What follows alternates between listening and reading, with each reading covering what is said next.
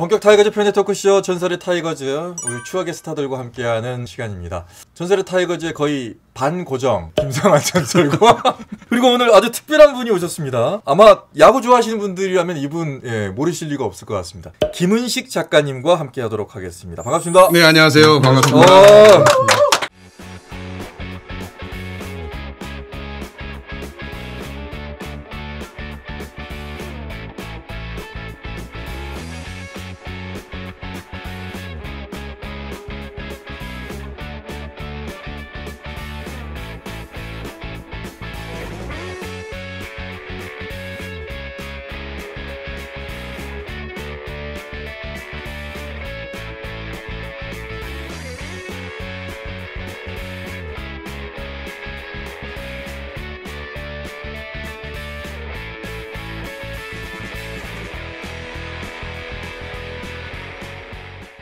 며칠 전에 전화가 왔습니다. 김성환 전설께서 왜 나 안 부르냐. 난 진짜 무슨 일이 있는 줄 알았어요. 왜 갑자기 무슨 일 있으세요? 왜 전화 주신 거예요? 그냥 나오고 싶어서 보고 싶어서 전화 주신 거예요. 살면서 아는 사람들한테 두루두루 한 번씩 전화하는 것이 좋겠다 해서 또 우리 김기빈 아나운서 전화번호 맞는가? 이게 내가 나한테 준 전화번호가 맞는가? 확인차 전화 한번 드렸습니다. 예. 그리고 이제 우리 김은식 작가님인데 본인이 직접 소개를 좀 해주십시오. 예. 제가 글 쓰는 작가인데 어떻게 하다 보니까 야구책을 좀 많이 쓰게 됐습니다. 해태 타이거즈, 기아 타이거즈하고 인연은 2009년에 제가 해태 타이거즈와 김대중이라는 책을 썼고 2010년에 기아 타이거즈 때문에 산다라는 책을 썼는데 2008년 말부터 해서 2009년 상반기에 막 준비를 해서 해태 타이거즈와 김대중을 딱 썼는데 그해 기아 타이거즈가 이제 타이거즈 통산 10번째 우승을 했죠. 우승했죠. 뭔가 좀 기운이 맞는 것 같아요. 그래서 오늘 여기 출연한 것도 네. 금년에 타이거즈가 우승을 기미가 있으니까. 나 방금 그 얘기하려고 그랬어요. 예, 그러니까 지금 나오신 거로 저는 그렇게 생각을 하고 있습니다. 야, 저희가 섭외 전화를 몇 번 드렸는데 많이 튕기셨어요. 튕기시다가 어렵게 모셨습니다, 저희가. 근데 정말로 저희 이제 보니까 책을 정말 다작을 하셨습니다. 제가 뭐 이렇게 야구 선수 출신도 아니고 어쩌다 보니까 이제 2006년 무렵에 그때 사실 야구가 좀 침체돼 있었거든요. 그때 이제 야구 글을 쓰기 시작했어요. 그것도 이제 좀 얘기는 복잡한데 어떻게 쓰다 보니까 그 당시에는 이제 2000년 월드컵 지내면서 이제 축구 칼럼, 축구 에세이 쓰는 분들은 굉장히 많았는데 야구글 쓰는 분들이 없었거든요. 그러다 보니까 이제 김성환 감독님 이런 분들도 제가 전화 드리면은 만나자고 하는 사람들이 별로 없으니까 그 당시에 흔쾌히 수락을 해주시고 말씀도 잘해주시고 옛날 이제 선수분들 만나 뵙고 글을 쓰다 보니까 그럼 이것도 한번 써볼래? 저거 쓸 수 있습니까? 뭐 방송도 하고 하다 보니까 야구 작가라고 불리게 됐습니다. 그런데 김은식 작가님 제일 처음에는 어떻게 뭐 기자로 시작하신 거예요? 아니 그건 아니고요. 이제 처음에 제가 썼던 책은 이제 음식 에세이로 책을 처음 냈었고 그 뒤에는 이제 전기를 썼는데 전기를 쓰다 보면 이제 인물들만 인터뷰를 통해서 이게 자료를 수집 취재를 하잖아요. 우연히 이제 야구 선수를 취재를 하게 되고 하다 보니까 그렇게 된 거죠. 김성환 선수는 어떤 인연으로? 제가 이제 2009년에 그 해태 타이거즈와 김대중 쓰고 기아 타이거 때문에 산다 쓸 때 처음 연락 드려서 좀 말씀을 듣고 싶다 하고 처음 만나 뵙고 근데 한번 딱 만나 뵈니까 어떻게 인연이 되는 게 그 무렵에 이제 군산상고 관련 다큐를 또 제가 이렇게 뭐 나레이션도 하고 그러다 보니까 그 이듬해인가 뭐 창사 특집 뭐 토론한다 그래서 제가 갔는데 패널을 또 와 계시더라고요. 자주 뵈니까 이제 뭐 밥이나 먹을까요? 뭐 이렇게 뵙고 뭐 이렇게 된 거죠. 이제 저는 아무래도 이제 야구 관련 글을 많이 쓰시고 그러니까 친근감이 좀 있었어요. 오래전부터 이게 만나서 정을 나누는 그런 사이는 아닌데 최근 들어서 가깝게 된 것 같아요. 제가 이제 저 일생 전기를 그 책을 한번 쓰려고 그러는데 야구를 아는 사람이 써야 이것을 나를 어떻게 잘 적나라하게 잘 표현해 줄 것 같다 싶어서 지금 의뢰를 해서 지금 열심히 집필을 하고 계십니다. 김은식 작가님에 대한 그런 그 표현을 할 때 상당히 화려하며 감정적으로 이렇게 흔드는 그런 문체다. 자서전이 나오면 어마어마하게 나올 수 있잖아요. 근데 사실은 뭐 그 글을 쓴다는 거는 제가 이제 뭐 픽션을 쓰는 게 아니기 때문에 그렇죠. 그러니까 있는 사실을 가지고 이제 글로 표현할 뿐인데 김성환 감독님이 이제 뭐 한번 좀 같이 해보면 좋겠다고 하시니까 일단 역사잖아요, 이분이 80년대 한국 야구사를 대표하는 타자였기 때문에 저한테도 굉장히 의미가 있는 작업이라 좀 같이 하기로 하고 요즘에 이제 한 2, 3주에 한 번씩 제가 광주 내려와서 같이 식사하고 내려오는 김에 전설의 타이거즈 감독님이 먼저 여기 출연하기로 네. 하고 뭐 이렇게 얘기가 됐나 봐요. 예. 내려온 김에 하고 가라. 아, 저희가 이렇게 코골이를 잘해요, 이렇게. 네.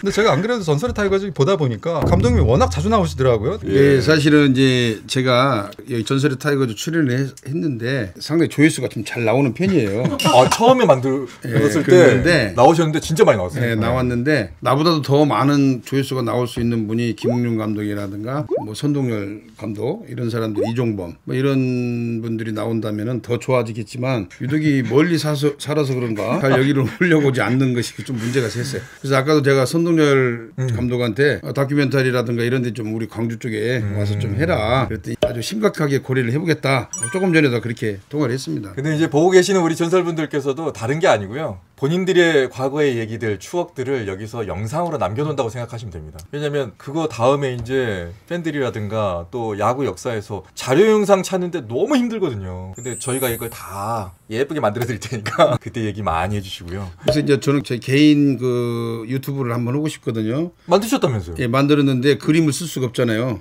MBC에서 제 것은 제가 쓸 수 있도록 해주시면 좋지 않을까. 오늘 자서전 홍보하시지. 자료하면 어떻게 좀 쓸 수 있게 부탁하시지. 지금 오늘 나오신 의도가 다분하셔. 아니 꼭 그런 것은 아닌데요. 김은식 작가님은 타이거즈를 유독 좋아하신 편인가요? 아니면 야구를 좋아하시는 건가요? 살다 보면 친구 중에도 별로 안 친했고 마음에 안 드는데 계속 엮이는 친구 있잖아요. 그렇죠. 사실 해태 타이거즈는 제가 극렬히 싫어하던 팀이었는데 왜냐하면 제가 이제 산미 슈퍼스타즈 어린이위원 출신이거든요. 그 중에서도 김성환 감독님은 제가 아주 정말 이렇게 치를 떨게 싫어했던 순간이 있었는데 1983년에 산미가 한번 우승할 뻔했었거든요. 정명부 선수가 막 30승 해가지고 많은 분들이 기억하시는데 83년 6월 광주 3연전이죠. 2경기 반 차이로 이기는 산미가 2위 해태랑 이제 광주에서 3연전을 하는데 거기서 3연패를 해가지고 이제 가라앉기 시작하거든요. 근데 그때 해태가 이제 선발 투수가 없어가지고 그 2차전에 이제 김성환이 나온다 투수로. 그때 이제 김성환이야 우리가 못 이기겠느냐. 전업 투수도 아닌데 그때 이제 완봉을 하신 거죠. 82년도에 10승을 하고 그 뒤로 이제 투수는 이제 안 한다 해가지고 그러고 있는데 갑자기 김웅룡 감독이 아침에 와셔서 너 오늘 선발이야 그러더라고요. 그 게임을 기억을 하고 계시더라고요. 그 야구 작가로 이제 어떻게 하게 되면서 감독님하고 차 타고 뭐 하다가 이상윤 보러 가자고. 그래갖고 이상윤 그 선수가 하던 그 당시에 막 마트 창업하셨을 때 그래가지고 막 이제 마트 정리하고 계신 분 끌어내서 이제 찻집에 가서 차를 마시는데 이상윤 투수는 그 광주 3연전에 첫 경기 장명부랑 맞대결해서 승리 투수였거든요. 야 내가 어떻게 살다 보니 이상윤과 김성환 장명부와 이모균이 아니라 산미의 어린이 회원이 그때 제 가슴에 어린 가슴에 대못을 박았던 두 분하고 그래서 살다 보니까 어렸을 때 대못을 박았던 팀이 IMF 때 어려움 겪을 때는 저도 이제 IMF 당시에 뭐 이제 20대 후반 그런 나이에 뭐 공감하면서 해태 타이거즈 없어지지 마, 막 사라지지 마 이런 걸 응원하던 그리고 기아 타이거즈로 바뀌었을 때 또 좀 희망을 품기도 하고 그게 뭐 제가 타이거즈라는 팀을 응원해서가 아니라 제가 살아가면서 공감하고 왠지 나처럼 느끼고 뭐 이런 순간들이 많았던 것 같아요. 기아 타이거즈, 해태 타이거즈뿐만 아니라 모든 구단이 그렇지만 한국 프로야구의 많은 팀들이 살면서 자기하고 이렇게 연결해서 생각하거나 연민하거나 같이 막 이렇게 흥분하게 하거나 이런 요소들이 다 있는 것 같아요. 제가 볼 때는 우리 김은식 작가께서는 또 특히나 살면서 아까도 뭐 이렇게 엮이고 저렇게 엮인다고 하는데 살다 보니까 또 타이거스를 좋아하는 사람들, 타이거스와 연관된 사람들하고 또 우연찮게 엮이더라고요. 하다못해 출판사 사장님까지도 어쨌든 타이거스를 신경을 안 쓸 수가 없는 그런 입장이 되다가 이제는 타이거스를 사랑하는 사람이 돼버렸죠. 아이고 만나 뵈면은 이게 이제 그 호남분들의 특징일 수도 있는데 만나서 이제 밥 먹고 술 마시고 차 마시고 하면서 그 터놓고 얘기를 많이 해주시는 것 같아요. 맞아요. 의외로 겉은 좀 터프한 것 같은데 속은 말랑말랑한. 그러니까 대구나 부산 분들 이제 삼성, 롯데 레전드 분들 밥 먹으면서도 끝까지 스타거든요. 이분들이 그런 경우가 많은 것 같아요. 이게 이거 좀 지키려고 하고 감독님 같은 경우에는 그냥 옛날부터 옆집에 살던 소탈하시고 아저씨 같은 그런 게 있고 뭐 김봉현 교수님도 그렇고 김준환 감독님도 그렇고 봉현이 형은 좀 약간 스타의식이 끝까지 있는 거 아니에요? 디스를 좀 하긴 하는데 거의 통과젤이야.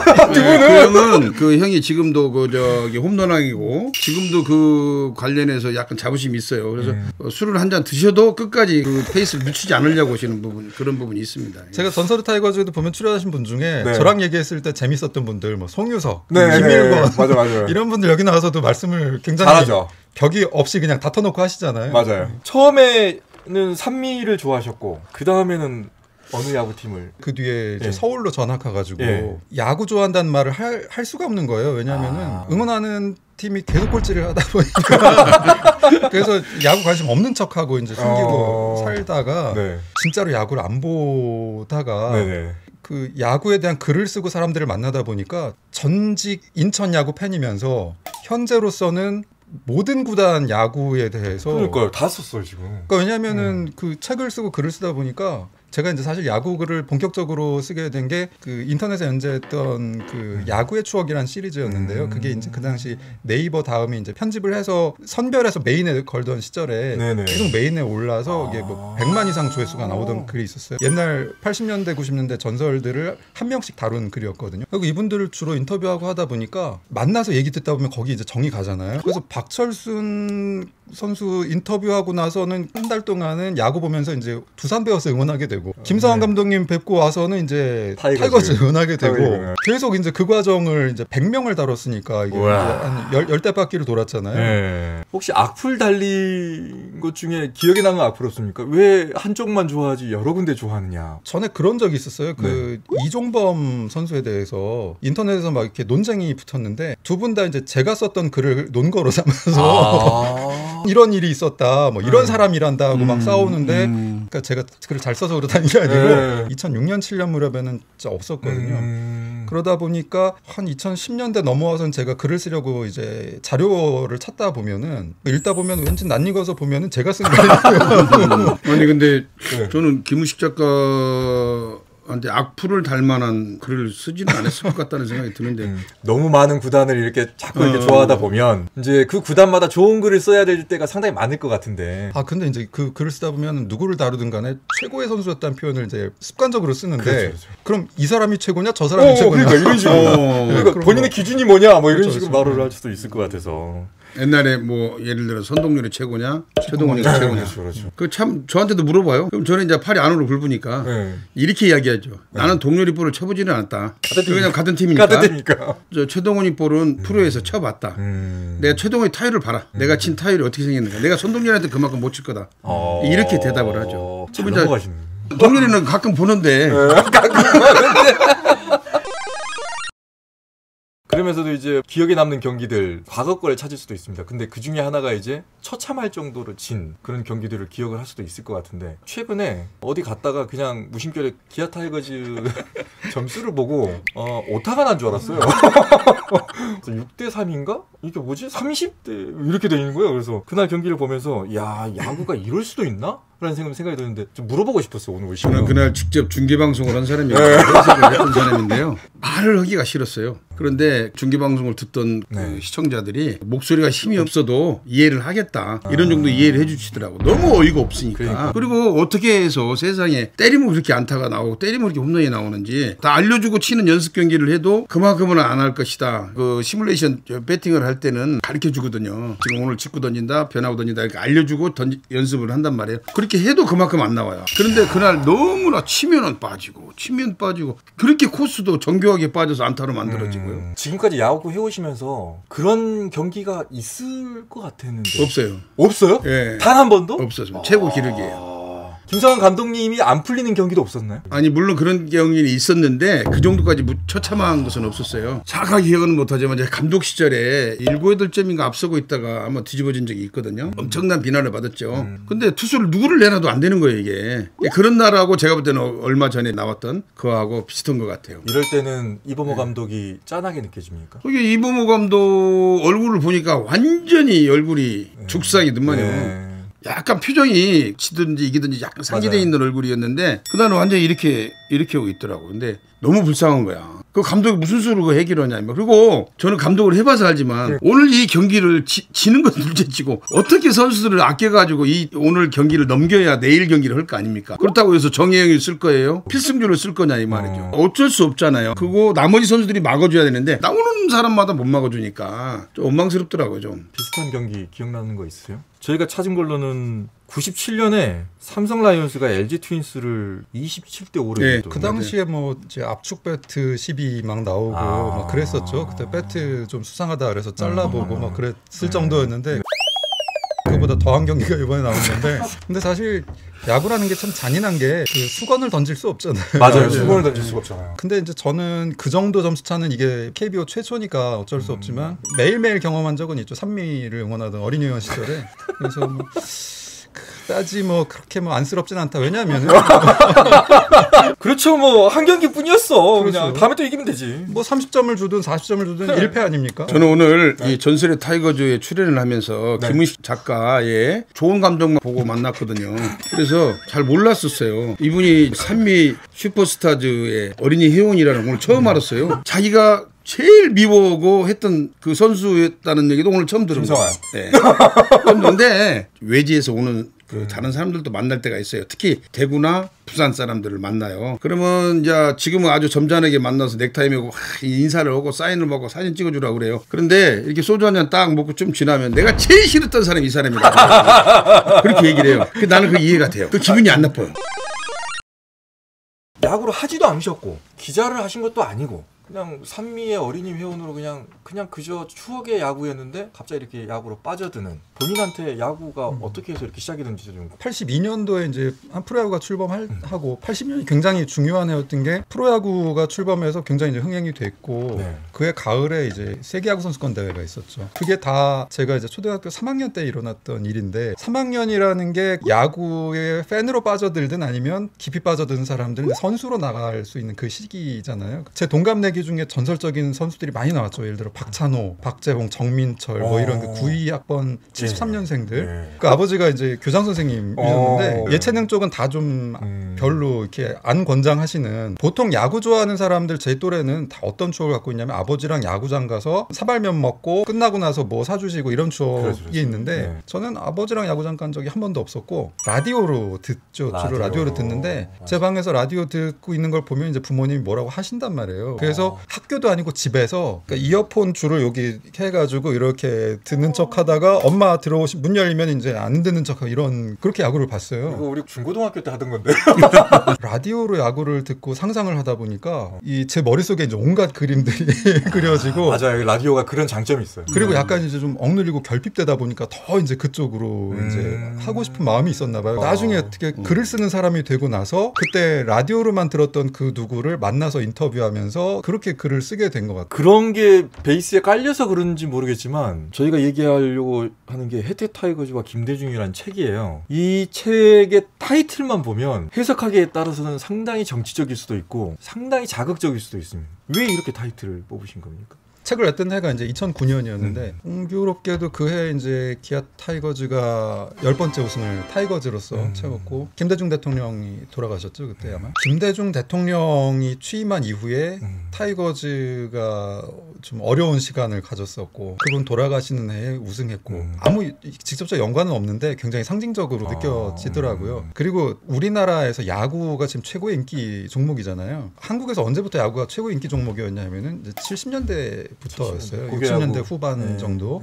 60년대 말까지만 해도 각 지역 명문 고등학교에서만 야구를 좋아했거든요. 그러니까 이분들이 졸업하고 그 지역의 방송국, 신문사, 뭐 정치계 다 장악하다 보니까 이분들의 힘으로 대회도 운영이 되고 언론에서도 다뤄지는데 인기 종목이 된 이유는 군산상고라는 학교가 이제 전국을 제패하면서 호남 사람들이 야구는 뭔지 모르지만 호남이 전국 무대를 제패하다니 그리고 막 카퍼레이드를 막 40km를 하고 하니까 그걸 지켜보던 부산고는 얼마나 배가 아팠겠어요. 그럼 거기도 다음번 우승했을 때 카퍼레이드를 하는 거죠. 또 경북고도 카퍼레이드를 하고 하면서 지역 간의 대결 구도가 형성이 되면서 사람들이 야구에 이제 빠져들게 되거든요. 군산, 광주, 호남이라는 곳은 야구의 한 시대를 바꾸는 거죠. 그러니까 말하자면 대중야구, 민중야구, 뭐 국민야구의 시대는 호남에서 시작이 된 거거든요. 그리고 그게 이제 혜태 타이거즈 그것이 80년 5월에 이제 정치사적인 사건하고 결부되면서 혜태 타이거즈 응원하셨던 분들이 단지 야구를 좋아해서만 응원했던 게 아니라 그렇게 모일 수 있는 곳이 무등 경기장밖에 없었잖아요. 그렇죠. 거기서 기죽고 억눌려 있고 억울하고 분통 떠진 그 상황에서 혜태 타이거즈가 이기고 우승하는 모습 보면서 한번 분출하고 목포의 눈물 부르면서 슬픈 마음을 달래고 그것이 떨어져 있는 게 아니라고 생각을 해서 그거를 묶어서 또 제3과 엮어가지고 8, 90년대를 한번 글을 써본 게 그 책이었었던 거죠.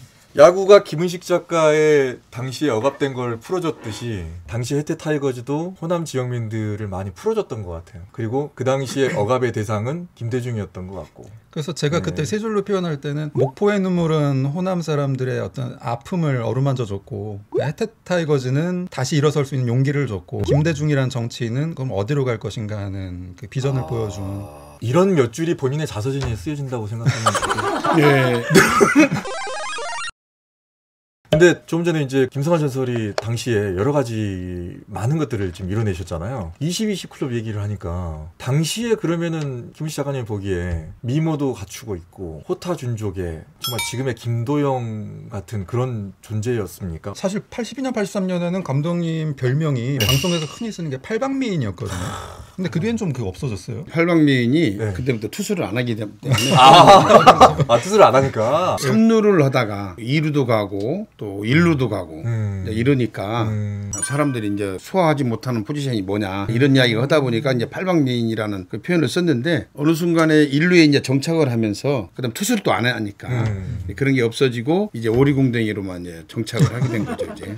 갑자기 이거는 질문 안 드린 것 같은데 그러면 왜 1루를 선택을 하셨어요? 봉현영이 1루를 하고 네. 그 이후에 이제 형님 나이를 드셔서 1루 수비가 좀 약하니까 1루가 비입니다 이제. 그게 제가 이제 1루로 가야 되겠다. 저 자리가 내 자리인 것 같다. 그래서 1루를 가게 된 거죠. 그리고 제가 그 전에는 3루를 했고 또 고등학교 시절에 유격수를 네네. 했었어요. 그럼에도 불구하고 투수하고 겸하니까 수비가 그렇게 능하지는 못했어요. 그래서 1루가 내 땅이구나. 그래서 1루를 그때부터 버텨가지고 은퇴할 때까지 버텼죠. 그러면 이건열이 박초로가 좀 싫어했죠. 피해자들이 두 명. 네. 이건현 전설은 나오셔서 그 얘기 했습니다. 그 얘기 했어요. 네. 실제로 나한테도 했고요.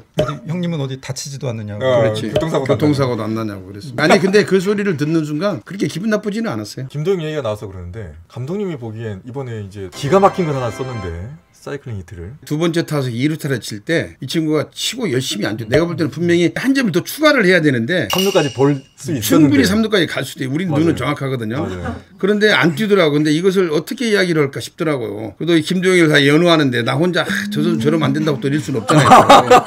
그래도 선배 입장에서 그래도 최선을 다해주는 것이 좋겠죠. 이런 정도로 이제 했단 말이에요. 근데 얘는 그 마음이 찝찝해 열심히 안 뛰는 것이. 네. 근데 그게 오히려 전화위복이 됐어요. 그 다음에 또 죽으라고 뛰어가고 3루까지 가서 무리하게 뛰더라고 또. 그러고 세이브 되더란 말이에요. 네. 내가 볼 때는 2루타 칠 때 천천히 뛰었던 것이 사이클링 히트를 치려고 이렇게 한 것 같다. 그 말이 떨어지자마자 홈런 치더라고요. 김성환 전설 보시기에 많은 선수를 봐왔고 본인도 이제 해보셨지 않습니까? 네. 김도영이 올해 어디까지 갈 수 있을 것 같습니다. 지금 치는 어떤 추세를 본다면 제가 볼 때는 40개도 가능하다고 저는 봐요. 왜 그러냐면 제가 작년에도 봤고 시작할 때부터 이제 봐왔는데 변화구라든가 이런 거에 자세에서도 약간 문제점이 있었고 맞는 순간에 임팩트가 그렇게 강하지를 못했거든요. 근데 워낙 이제 젊은 선수고 센스가 있는 선수이기 때문에 그만큼은 했고 이제 했는데 최근에서도 보면은 조금 서두를 때가 있기는 해요. 서둘러서 손해보는 경우가 좀 왠지 많이 있더라고요. 근데 맞는 순간에 그 임팩트 순간의 스피드가 지금은 절정에 이르렀어요. 과거에 이종범 선수가 93년도에 입단을 해가지고 그때 종범이 패스 스피드가 정말 좋았거든요. 도루도 잘했지만 수비도 마찬가지고 다 하여튼 모든 것들이 엄청난 스피드를 가졌는데 거기에 못지않은 스피드를 이게 홈런을 치면서 맞는 순간에 임팩트를 주는 게 눈에 보여요. 김은식 작가님은 지금까지 쫙 봐오셨잖아요. 김도영의 가능성. 작가로 봤을 때. 그러니까 해태 타이거즈의 80년대는 김성환, 90년대는 이종범이죠. 근데 2000년대에는 사실 좋은 타자가 있었지만 그 위상은 없었거든요. 넘어설 수 없었죠. 이제 그 계보를 잇는 선수가 드디어 나온 거 아닌가 싶어서 그때 사실 4월에만 20 파스 한 다음 날 제가 감독님 뵀었거든요. 네네. 제가 굳이 안 물어봤는데도 이제 김도영 얘기 계속 운전하시면서 김도영 얘기 계속 하시더라고요. 아, 그 녀석 이제 드디어 제2의 이종범 이런 부담을 떨쳐내고 드디어 이제 좀 제 궤도에 올라가는 것 같다. 감각을 찾았더라고요. 본인 맞는 이름으로 순간에. 이제 김도영이 된 거죠. 네, 맞습니다. 지금 한 번도 몇 경기까지 뛰었는지를 제가 쳐다보지는 않았었어요. 네. 전설의 타이거즈 나오면서 한번 봐봤어요. 네. 보면서. 네. 104경기에 30개 홈런 때렸더라고요. 지금하고 좀 비슷하네? 김도희가 어제까지 105경기에 29홈런을 쳤어요. 네. 앞으로 경기가 40경기 40경기 정도 남았죠. 39경기 남았어요. 예. 그걸 본다면은 제가 볼 때는 40개도 충분히 지금 추세라면 친다고. 걔가 이제 그 도루를 하니까 요즘에 보면은 다리도 좀 뻑뻑한 것 같고 좀 약간 지친 것 같은 느낌. 지친 것 같은데 그 나이에 지치면 안 되죠. 그때는 게임을 쉬어주는 게 없어요. 그리고 그 다음에 이제 타이거스가 왜 이제 강할 수밖에 없었냐면은 과거에 삼성이나 롯데에 있을 때 보면은요 선동열이 나온다고 우리 일부 그 유명 타자들이 시합을 안 나와요. 그 다음에 심지어 어느 투수는 해태고 나와서 선발로 내정이 됐는데 아프다고 안 나와요. 왜냐면 워낙 강하니까 나와봐야 타율 까먹을 거고 나오고 방어율 자책점 나오니까 안 나오는 네, 이름은 내가 얘기를 안 할게요. 그래서 이름 얘기한다는 것은 실제로 롯데 삼성이 그런 선수들이 많았어요. 그 타율 잘 친 사람들이. 왜냐하면 손동열이 나오면 뻔하잖아요. 과거에 누군가 한 타자 얘기했습니다. 이름을 얘기했나요? 예. 큰일 났네. 저도 요즘 좀 안타까운 부분이 있는데 물론 144경기 이 여름에 좀 쉽지 않은 거라는 건 사실에 인정을 해요. 그러나 투수는 그럴지 몰라도 야수들은 팬들이 있기 때문에 매일같이 그 선수를 보러 오잖아요. 비싸더만 옛날보다. 감독님 처음 뵀을 때 부상 웬만한 거 안고도 뭐 홈런도 치고 뭐 이런 것들이 많이 있어서 어떤 경우에 그러면은 빠집니까? 그랬더니 부러진다면 혹은 찢어져서 출혈이 심하다면 물론 출혈도 당장 지혈이 된다면 나가겠지만 뭐 이렇게 말씀하시더라고요.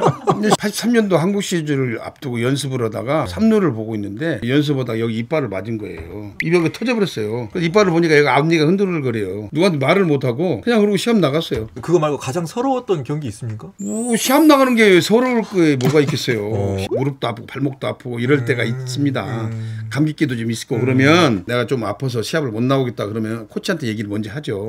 그러면 코치가 감독한테 말씀을 드려야 되잖아요. 그 말을 못 해요. 그래서 얘기를 하면은 야 어디가 아픈데 진단서 띄워라 해봐. 그럼 진단서를 어떻게 띄워가요? 그것도 진단서 어디가 띄우냐면은 임채준 박사님한테 가서 띄워오라고 그래요. 그 유명하신 분. 예. 근데 그분이 절대로 진단서 띄워주질 않아요. 김은용 감독님 띄워주지 말라고 한다면서요? 이미 이야기를 하고 거기 가서 진단서를 띄라고 그래요.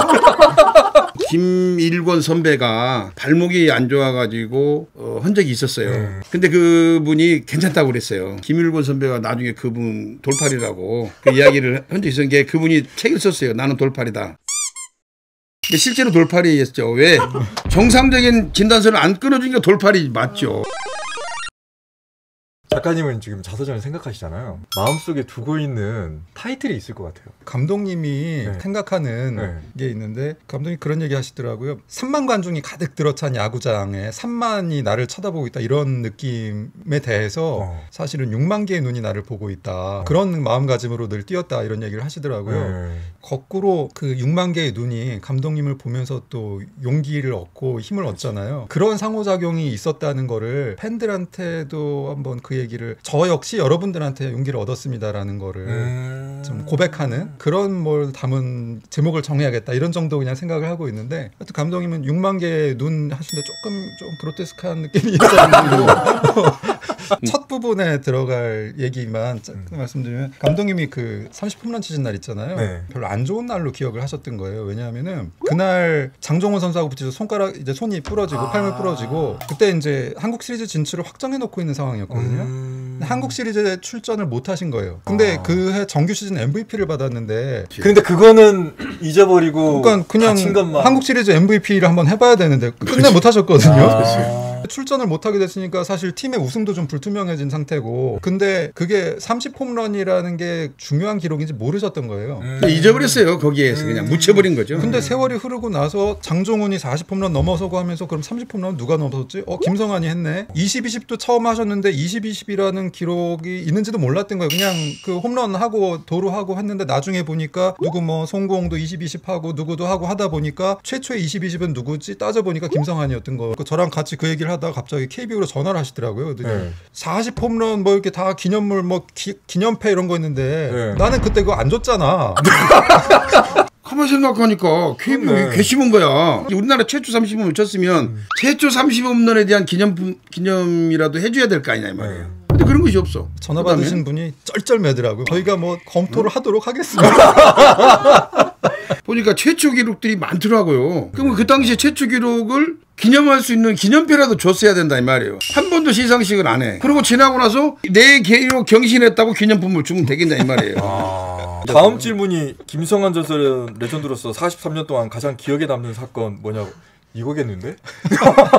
내 거 빨리 돌려줘. 아니 사실은 부담이 그렇게 생각지도 않았었어요. 그걸. 아니 근데 두지 이거는 않았는데. 얘기를 듣고 보니까 이거는 KBO 차원에서 어떤 기록의 정통성을 이어가는 차원에서라도 해주는 게 좋을 것 같은데요? 첫 걸음은 일단 영구 결번부터. 기아가 저를 영구 결번은 절대 안 할 겁니다. 제가 거기서 불명예 퇴진했잖아요. 내가 기아의 최초 감독인데 중간에 계약 해지당해서 잘렸잖아요. 지금도 마찬가지지만 기아가 감독들에 대한 성적에 대한 조급증이 있어서 그리고 그다음에 이제 감독을 아무나 하면은 되는 줄 알고 워낙 많은 숫자를 지금 감독을 바꿨잖아요. 사실은. 그런 얘기들도 많았어요. 감독들의 무덤이다. 그리고 너무 왕관의 무게가 무겁다. 저거 잘못 이거 썼다가는 못 빼나간다. 감독님 본인은 이제 그렇게 말씀하시는데 네. 사실 프로야구에서 감독이 명예퇴진이라는 게 있나요? 그런 경우는 사실 거의 없잖아요.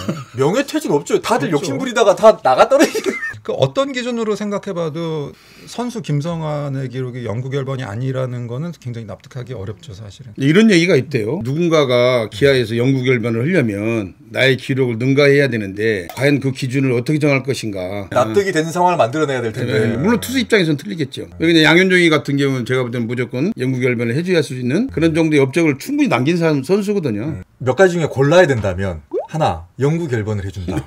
하나만 골라야 돼요. 예. 둘, 지금까지 우승한 반지를 시리즈별로 다 맞춰준다. 그리고 셋, KBO에서 최초 한 기록들을 다 해준다. 셋 중에 어느 걸 고르시겠습니까? 아, 4번, 초대 감독으로서 다시 고마웠다고 헌정식을 해준다. 헌정식 필요 없고요. 영구 결번이 영구 되지 결번. 않을까 싶네요. 그다음에 이제 만약에 하게 되면은 토탈 반지라도 하나 낑겨줬으면 좋겠어요.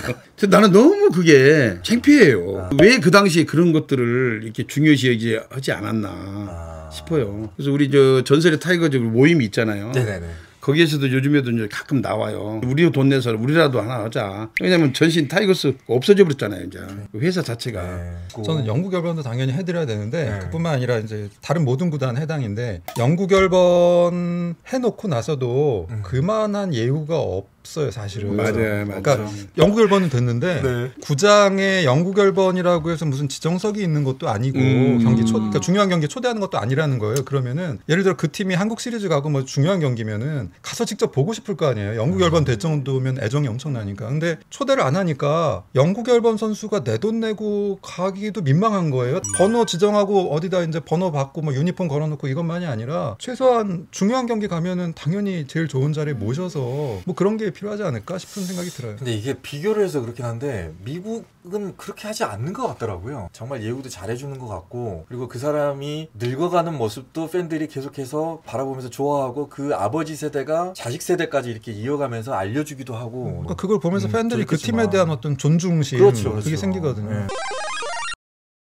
김은식 작가님은 지금까지 만나지 못했던 그런 80년대의 전설들 중에서 정말 욕심나는 사람이 있습니까? 인터뷰해보고 싶고. 그 사실 타이거즈 전설분들을 이렇게 웬만큼은 뵀는데 그 돌아가시는 분들 생기니까 가끔 조바심 나는 게 돌아가시거나 건강 해치기 전에 많이 좀 뵈야 될 텐데 그리고 못 들었던 얘기 많이 더 들어야 될 텐데 그런 생각들은 좀 있죠. 이대진 선수 통해서 네. 김상진 선수 얘기 들은 게 되게 네. 인상적이었는데 맞아요. 만날 수가 없잖아요. 그렇죠. 그런 선수들 안타깝죠. 이대진 선수 감독님이 기아 감독하실 때 타자로 기용해서 맞아요. 그 감동적인 3루타 쳤던 삼루타. 이런 장면들 되게 네. 인상적인데 이대진 선수가 했던 얘기가 자기가 상진이 이름 다시 한번 좀 빛내주고 싶어서 상진이 번호를 내가 받아서 뛰었는데 재기가 될 줄 알았는데 너무 재기도 안 되고 계속 사람들한테 불쌍한 인상만 이제 눈빛 그걸 받고 있으니까 오히려 상진이한테 내가 폐가 되는 것 같아서 다시 번호를 놓고 자기 번호로 돌아갔다는 얘기 들을 때 정말 강한 팀이었지만 그런 이제 아픈 손가락들이 있잖아요. 근데 당시에 그 타이거즈가 이렇게 강했던 건 모구단이 이렇게 약했고 지원도 안 좋았고 그랬지만 선수들 간에 방금 그런 끈끈한 어떤 유대 관계가 있어서 그렇지 않았을까요? 그러니까 저는 처음에 야구를 잘 모르고 이제 야구 글 쓰고 할 때는 사실 야구가 희생하는 경기라고 생각했거든요. 희생 번트 뭐 이런 얘기 많이 하잖아요. 근데 제가 해태 타이거즈를 몇 번 이제 곱씹어서 하면서 그게 아니다. 희생이 아니라 해태 타이거즈 선수들의 공통점 특징은 뭐냐면 내가 잘해서 이겨야 돼. 내가 나서서 내가 앞장서서 내가 잘해서 팀이 이겨야 돼라는 인식이 거의 그 해태 타이거즈 전설들의 공통적인 87년 우승할 때 김준환 감독님이 그 MVP 되잖아요. 그때 타격 엉망이었는데 그 시즌 내내 왜냐면 사모님이 병상에 계셔가지고 병원에서 출퇴근하고 근데 한국 시리즈에 딱 팀이 진출했는데 딱 놓고 혼자 생각을 해보니 너무 허무하더라는 거예요. 시즌 내내 내가 한 것도 아무것도 없고 그럼 지금에 와가지고 시즌 막판에 해봤자 타격왕을 할 수 있는 것도 아니고 홈런왕 할 수 있는 것도 아니고 타점왕 할 수 있는 것도 아니고 오로지 할 수 있는 건 한국 시리즈 MVP밖에 없다. 내가 이것만은 해야 올해 내가 허무하지 않게 올해를 마무리할 수 있다. 팀 분위기가 좀 그랬어요. 팀은 계속 이렇게 대승으로 이겼는데 혼자 안타 못 치면 다른 사람들이 스포트라이트를 안 주어요. 이긴 거고 웃고 이게 환호하는 것만 보여주지 뒤에서 인상 쓰고 있는 것은 안 보여요. 근데 인상을 쓸 수가 없는 게 팀은 이겼는데 내가 못 쳤다 어떻게 인상을 써요. 또 박수 치고 웃어야지 어떻게도. 그게 이제 그 당시 분위기였고 팀이 이기는데 내가 무언가 공헌도가 좀 있어야 된다라는 생각을 많이들 다들 하죠. 그것이 안 되면 팀이 이겨도 그다지 그렇게 유쾌하지가 않는답니다. 요즘에 그런 거를 예를 들어서 본인이 잘 안 풀리고 그러면 열받아가지고 락커 들어가서 막 때려 부시고. 근데 그런 문화가 그 당시에는 없었죠. 왜 그러냐면 그때는 뭐 선배들이 질타하고 뭐라고 하는 게 아니라 보이지 않는 이교 질서가 이렇게 있어요. 옛날에 혜태 그러면은 막 무자비하게 때리고 뭐 막 억누르고 막 이렇게 한다고 사람들이 인식이 있는데 그게 아니라 분위기 자체가 밑에 있는 아무리 잘하는 이종범이 아니라 이종범이 아버지가 와도 그렇게 안 한다 이 말이에요. 그냥 자기 역할, 자기의 어떤 자세 이런 것들이 중요한데 이제 언제부터 이게 좀 와해가 되냐면 돈 많이 받으면서 이게 좀 바뀌는 것 같더라고요. 꼭 이게 돈 얘기로 넘어가네요. 돈 얘기 넘어가요. 해태 타이거즈 지금도 마찬가지지만 타이거즈는 한국 시리즈만 가면 안 지는 팀이잖아요. 그렇죠. 한국 시리즈 승률이 8할 되는 8할이 팀이잖아요. 장기전은 정신력만 갖고 안 되는 거지만 단기전은 정신력도 상당히 작용을 하고 전략보단 전술도 중요하고 이런 거라고 생각하는데 해태 타이거즈 정신력을 단적으로 볼 수 있는 게 5월 18일 경기는 안 지는 팀이었다는 거죠. 최소한 80년대 90년대 내내.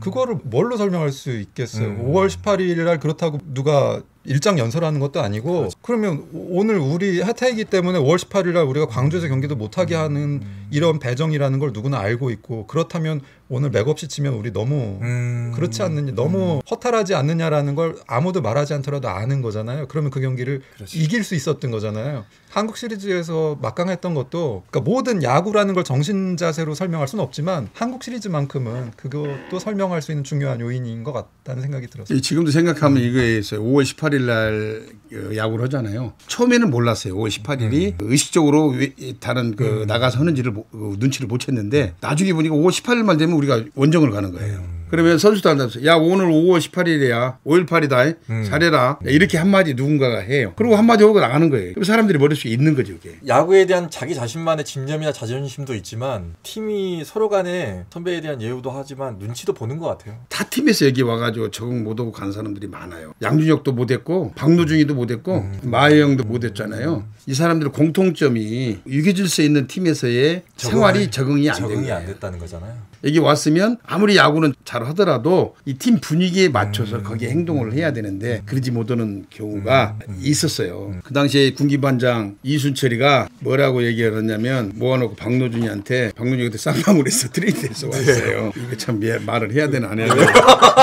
근데 대만 전지훈련을 갔는데 모든 것들이 마음에 안 드는 거예요. 혼자 하는 행동들이라든가 그 개인주의 어떤 행동이라든가 이런 것들이 불러놓고 이제 뭐라고 그랬어요. 그 어디서 해먹던 버릇장머리를 여기서 하냐. 여기가 쌍방울 레이더스인 줄 아냐. 이렇게 된 거예요. 타고난 패배가 아닙니다. 여기 왔으면 이 팀의 분위기에 맞춰서 거의 합당한 행동들을 하고 이제 그런 얘기도 하고 뭐 더 심한 것도 있지만 제가 거기서 자, OX 게임 할 건데 OX판 드렸어요. 맞으면 O, 틀리면 X를 들어주시면 되겠고요. 애매하다 싶으면 가운데 세모를 들어주시면 되겠습니다. 자, 첫 번째 질문 드리면 바로 올려주세요. 나는 다시 돌아가고 싶은 시절이 있다. 하나, 둘, 셋. 저는 제가 좋아했던 산미 슈퍼스타즈 산미 슈퍼스타즈가 우승할 뻔했던 83년 6월 7일 이전 김성환 투수가 등판하기 전으로 김성환 선수는 언제로 돌아가고 싶어요? 타이거스 시절로 돌아가고 싶어요. 타이거스 시절로. 예, 그때가 참 좋았던 것 같아요. 물론 선후배 유계질서가 있었지만 그 당시에가 정감이 있고 또 프론트와 선수들 간의 교감이 잘 이루어졌던 그 시대인 것 같아요. 조찬관 이혁중 바로 전 이제 저희가 예. 인터뷰를 했는데 제가 엄청 좋아했었어요. 그 친구. 너무 성실하게 열심히 최선을 다하는 모습에 엄청 좋아했는데 우리 조찬관 후배는 지금도 이제 워낙 성실하게 살았기 네. 때문에 지금도 그 타구단에서도 인정을 하고 지금도 프론트로도 열심히 하고 있습니다. 전 출연하기로 하고 전설의 타이거즈 영상들 이렇게 쭉 제가 네네. 못 봤던 거 다시 이게 챙겨 보면서 책 막 쓸 때 그때 이 프로그램 있었으면 제가 엄청 쉽게 쓸 수 있었는데 네. 그분들 인터뷰하는 거 정말 어려웠거든요. 네. 이혁중 과장님 이런 분들 정말 어렵게 인터뷰 해가지고 막 쇼네어 얘기 듣고 네, 막 맞아요, 이랬는데 맞아요. 여기 보니까 제가 어렵게 만나서 어렵게 얘기 끌어냈던 것들이 여기서 술술술 근데 여기 매력이 있어요. 여기 오면은 평소에 말도 아끼던 사람들 혹시라도 어떻게 들을까 이런 걱정도 있고 그렇기 때문에 다 내 얘기를 안 하거든요. 네. 근데 오늘만 하더라도 저도 너무나 과감하게 얘기하잖아요. 그리고 처음보다도 더 과감해졌어요. 왜냐면 이제 서서히 겁이 없어지는 거죠. 여기가 검사 취조실 다음으로 자 다음은 두 번째 질문입니다. 내 마음속에 영웅이 있다. 하나 둘 셋. 누군가요? 옆에 계신 김성환 감독님에 대해서 제 생각을 한마디만 드리면은 근데 많은 분들이 이제 하늘에 있는 별 그러니까 스스로도 자기가 하늘에 있는 별이라고 생각하는 분들도 많고 별은 하늘에 있어야 별이기 때문에 너무 일반 팬들하고 너무 이렇게 놀 수 거리감. 없다 이런 것도 있는데 김성환 감독님은 성적이나 업적으로 봤을 때 되게 큰 별인데 별보다는 이제 그 야구장 조명탑 대부분 소고기 국밥 종류 좋아하시거든요. 식당에 들어가면은 보통 어떤 유명한 분들 뭐 이런 분들하고 어디 차를 마시거나 하면은 카페에 들어가면 그 안에 사람들이 다 말은 못 붙이고 이렇게 견눈하면서 누구 이런 분위기인데 감독님하고 식당 들어가면은 다 이렇게 딱 쳐다보고 어유 감독님 그러면 감독님은 아 안녕하세요 안녕하십니까 이렇게 하고 자리에 앉으시고 옆에서도 막 스스럼 없이 뭐 전에 뭐 잘 봤다 뭐 이런 얘기 하시고 그래서 하늘에 떠 있는 별이 아니라 옆에 있는 되게 밝게 빛나지만 언제든지 가볼 수 있는 그러니까 옛날에 선수로서 김성환 되게 안 좋아했고요. 지금 되게 이렇게 좋아하는 스타입니다. 저는 그 우리 김웅룡 감독님이 새삼 떠올라요. 처음에 저도 이제 있을 때는 별로 안 좋아했거든요. 좀 너무 무뚝뚝하고 다정다감하지 않고 그러기 때문에 뭐 이런 사람이 다 있나 이렇게 생각을 했는데 속이 참 깊으신 분인 것 같아요. 그래서 누구에게 편견을 주지 않고 똑같이 사람들을 대해주려고 했던 거 이런 것을 보면은 지도자로서의 역량이 대단한 분이다 저는 그렇게 봐요. 그런 마인드가 없었다면 타이거스를 끌어올 수가 없었을 것이고 이분의 독특한 그런 스타일이 전체 야구를 하는 사람들한테 공평하게 기회를 주고 그런 편견을 갖지 않고 사람을 대하는 것 이것이 이제 지도자로서의 어떤 갑주의 덕목이다라는 생각을 하는데 저는 조금 흉내를 내려다 말아버렸죠. 솔직히 나 김성환을 후배가 지금의 내가 김웅룡 감독님을 이렇게 말하는 것처럼 좀 있었으면 좋겠죠. 대부분 사람들은 나의 단면만을 봤을 것이다 라는 생각이 들어요. 저도 사실은 김웅룡 감독의 단면을 봤거든요. 근데 나중에 이제 보니까 그분의 따뜻한 마음이 있어요. 저도 사실은 나의 어떤 그 단면을 가지고 판단하는 사람들이 많이 있을 것이다 라는 생각은 저도 알고 있어요. 그러나 제가 사람들을 대할 때 편견을 갖고 진심으로 대하지 않은 사람은 없을 것이다. 제가 이런 말을 드리고 싶어요. 자 마지막 질문입니다. 나는 다시 태어나도 이 일을 할 것이다. 하나 둘 셋. 보통 다른 직업의 사람들의 경우에 로또 당첨되면 사표 내는데 이제 이런 얘기 하잖아요. 네. 글 쓰는 사람들 많은 경우 그런 것 같아요. 너무 경제적으로 궁핍하고 뭐가 자꾸 안 되고 하면은 더 이상 글 쓰는 거 말고 다른 걸 해야 될까 봐 이런 걱정 많이 하는데 이 일이 가지는 매력이 있어요. 글을 쓰니까 김성환 감독님하고 밥 먹고 다니고 이모균 의원님하고 뭐 하고 이런 거잖아요. 제가 야구를 했으면은 그 발치에도 못 오고 어디선가 사라졌거든요. 저는 성덕이라고 생각합니다. 저는 다시 태어나도 야구죠. 그런 어려웠던 그 시절도 많이 있었지만 그 야구 때문에 어떻게 보면은 제대로 되는 삶을 살아갈 수 있지 않나. 제가 어떻게 보면은 저는 성공한 인생이죠. 야구를 통해서 본다면 지금 생각해 보면은 제가 어떻게 내가 강단에 서서 강의를 할 수 있었을까? 이런 생각도 들기도 하고 제가 어떻게 TV 출연해가지고 그 사람들과의 어떤 이야기를 할 수 있었을까? 뭐 이런 것들을 생각해 보면 야구 선수가 아니었다면은 그 밑바탕이 되지 않았을 거예요. 김성환 전설을 읽게 해준 사람 중에 딱 떠오르는 가장 고마운 사람 누굽니까? 저를 처음에 잘 이끌어줬던 분은 우리 돌아가신 이준원 교감 선생님과 저를 고등학교 때 좀 안정적으로 운동할 수 있도록 만들어준 얼마 전에 돌아가신 우리 송경섭 부장 선생님. 그 다음에 이제 또 열거를 하면 우리 가족들이죠. 저희 어렸을 때 힘들게 살았을 때 저희 형 누나들이 그 헌신적으로 저를 뒷바라지 해줬기 때문에 어려운 상황에서도 제가 꿋꿋하게 야구를 할 수가 있었고요. 그 뒤로 이제 그 야구인이 돼서 올바르게 살게끔 길을 인도해 준 분이 군산상고 시절에 최관수 감독님. 이분의 말씀을 지금도 안 잊어버려요. 야구 선수 이전에 인간이 되라. 우리 흔히 하는 얘기잖아요. 늘 이분은 실천하셨던 분이거든요. 아무리 야구를 하더라도 무조건 학교 수업은 오전 수업은 무조건 하고 대통령이 결승전이 있어도 오전 수업을 하고 이렇게 운동할 수 있을 정도로 이렇게 해줬기 때문에 많은 학교 다닐 때 친구들과의 교우 관계도 좀 원만했던 거, 성격 형성에서도 큰 도움이 됐던 것 같아요. 김은식 작가님은 본인을 있게 해주는 사람 맥락 잘 모르고 질문 마지막에 뭐 영상으로 고마움 그래가지고 자기야 사랑해 뭐 이건 줄 알았어요. 그래서 얼른 생각해 보니까 제가 야구를 처음 썼을 때 네. 제가 지금 모으려고 모은 게 아니라 네. 처음 만나는 그 선수분들만 인사 차원에서 사인볼을 하나씩 받은 게 지금 이제 모여 있는데 제 첫 번째 사인볼 받은 게 동봉철 선수에 대한 글을 썼을 때 처음으로 어떻게 수소문에서 연락이 왔어요. 자기가 밥을 사고 싶다고. 처음으로 야구 선수하고 식사를 한 게 동봉철 선수하고 이야. 처음 먹었는데 그 뒤엔 야구인들하고 그래서 만나게 되는데 내가 쓴 글이 야구인들에게 자기 삶을 한번 돌아보게 하고 야구 선수 이후에 인생 살아가는데도 어떤 자극이 되는 그런 글일 수 있겠구나 해서 용기 갖고 계속 쓸 수 있었던 그 계기여서 지금 얼핏 생각이 나서 보고 계시면은 감사합니다.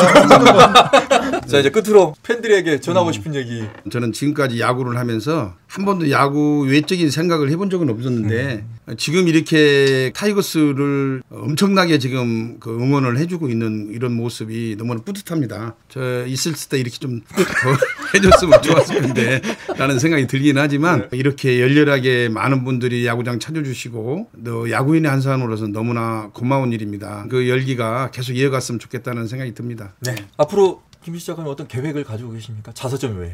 앞으로도 이제 이런 야구 에세이 뭐 칼럼도 쓰겠지만 야구라는 게 이제 간단한 그저 공놀이가 아니게 되어 버렸잖아요. 산업이기도 하고 문화이기도 네. 하고 우리가 갖고 있는 많은 이런 사랑하는 대상, 여기에 대한 호기심, 궁금함 이런 것들을 통해서 더 좀 깊이 들어가는 거 연구도 하고 글도 쓰고 계속 그런 계획을 갖고 있습니다. 전설의 타이거즈 팬 여러분께 끝인사 한번 해주시죠. 전설적인 프로그램에 나와서 너무 영광이었고 타이거즈라는 팀 자체가 그냥 일개 팀이 아니라 사실 한국 야구사에서 굉장히 중요한 의미를 가지는 팀이기 때문에 팬들 여러분들 것만이 아니라 한국 야구 팬도 한국인의 것이기도 하거든요. 그거에 대한 어떤 자부심도 가지셨으면 좋겠고 애정을 가지고 지켜봐 주셨으면 좋겠습니다. 자 여기까지 하도록 하겠습니다. 고맙습니다.